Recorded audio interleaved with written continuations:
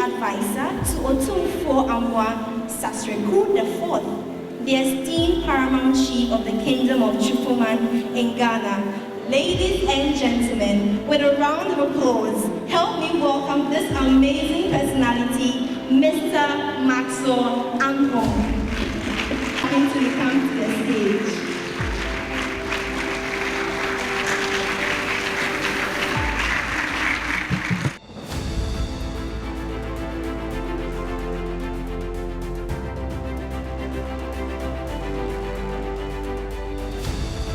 Thank you very, very much. Ladies and gentlemen, distinguished guests, participants of this tremendously great program, all protocol observed. The Outstanding Teachers Summit organized by Madam Stella Gyimaah has been tremendous. It's one of these efforts that we are always encouraged to support. Teachers are the building blocks of society in that everybody here has been supported by a teacher at one point in time. If a teacher is built up, it only builds up the future leaders, as they call the children of the nation. So I will say that the cardinal points that I'm taking away from here and what I just said in there is that teachers are those that allow us to become what we can be, as opposed to what we are or what we called or what we were. So if an event like the Outstanding Teachers Summit should be encouraged by everybody, the whole nation, and I entrust everybody to chip in. So I learned something from dealing with my stakeholders in my business, which is the fact that everybody's interested in the next generation, their children. They're interested in their families moving forward, which is why I reiterate that teachers are the ones that make our children who they are. If a teacher decides to sit back and do just the bare minimum, it affects the whole nation one way or another. But imagine a whole nation of motivated teachers who are interested in making sure that children are developed to the maximum of their capacity. That our children become the most or the best that they can be. It helps the entire nation. That is what I think that the benefit of these summits is. It's that it throws a light on a group of people within the nation, which is our teachers, whom, yes, we hear about them every now and then, but not enough. I don't think teachers are spoken about enough.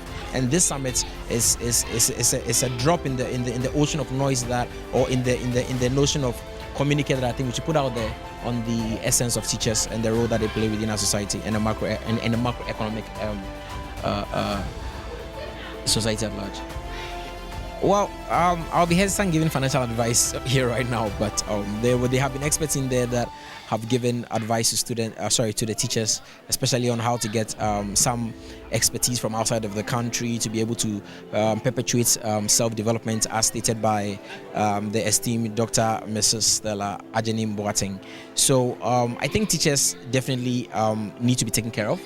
They need to be given special attention to, and we should all do our quota to chip in. The way that we chip in is what we are doing here right now. This interview, it will definitely travel, because the nation or the powers that be pay attention to what is being spoken about, and when that happens, definitely that I'm sure that definitely there will be increased efforts in taking care of our dearest teachers, who definitely are the building blocks of the nation. I think that there can never be a yes to this question, because the world is dynamic and it keeps moving forward. The needs of I recently heard that an egg has increased in price by I think 50% or something of that sort.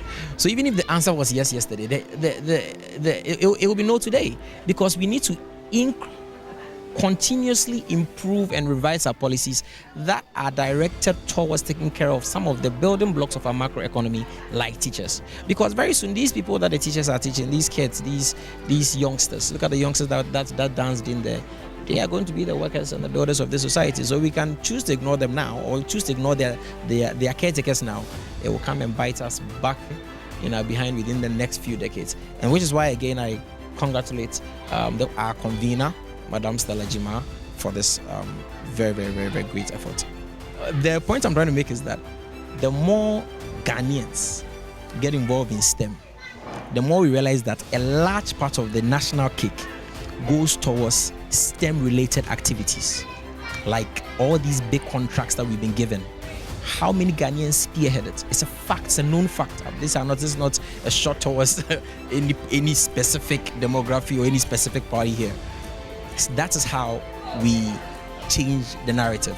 We change the narrative by ensuring that we push the STEM, and after they come out of school, we also push engagement. Because when you learn a skill, particularly a skill like STEM, a medical doctor will get rusty after 5 years if she doesn't practice. An engineer will get rusty if he doesn't build, within a certain amount of time. I mean, those that are into construction, for instance. When you have STEM as a critical part of nation building that the West is giving so much attention to, and we are also giving attention to, I'm not saying that some efforts are not being made. I know efforts that are being made by University of Ghana. I know the Dean of the Business School, Professor Bawale, is very, very much interested in all of these things. Professor Engman is doing fantastic, but more needs to be done when it comes to the students that leave outside school. They leave school and then what? So now you have people coming out of STEM being bank tellers. There are people coming out of STEM saying, I will do any job. So that room needs to be created for them to sharpen their skills to make sure that they become valuable contributors to the society, just like in Silicon Valley, just like, in Hong Kong. Now China has a booming tech space. Why? Because when they come out of school, there is that provision for them to sharpen their skills. The financial sector is STEM, in my opinion, because it thrives on infrastructure, and infrastructure is engineering, and engineering is STEM. We cannot move anything without the infrastructure that needs to be built, and that infrastructure comes from STEM. So if there's a glitch, which you remember there was a tear under the sea some time ago, people from STEM were the ones that entered the sea, went down there and fixed it. If it wasn't for them, I don't think our mobile connection will be as good as it is right now. So STEM connects to everything, if you ask me. It connects to everything, including the financial sector as well.